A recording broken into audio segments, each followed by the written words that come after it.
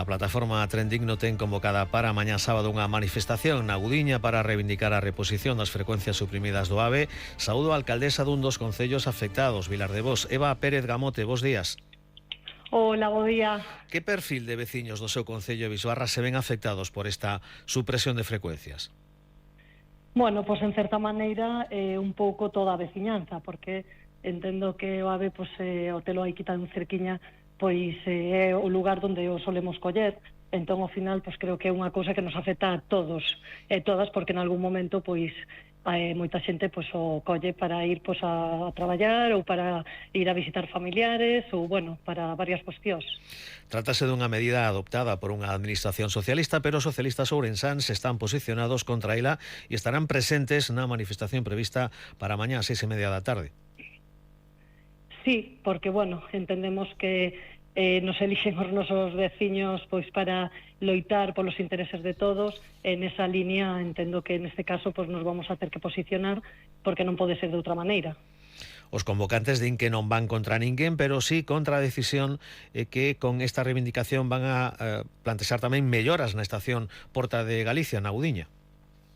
Eso entendo que non se trata de ir en contra de ninguén, simplemente pois en volver a, pois como se comentaba, loitar un pouco polos intereses de toda a veciñanza. Entón, neste caso, entendemos que non pode ser de ninguna outra maneira que a nós se nos quite, pois sobre todo a toda a comarca, porque isto afecta a moita xente. Entonces entendo que, bueno, seamos socialistas ou da igual, creo que moitas veces o grupo político, creo que isto é algo que de xusticia, non? Entendemos que se a comarca se ve moi afectada e ao final o rural, pois temos que loitar, non? Entre todos e todas, indo a unha, entendo que se consiguen moitas máis cousas. Os convocantes tamén din que non cesarán no empeño, pese a que nas últimas horas escoitamos que en Madrid poderían reconsiderar esta medida.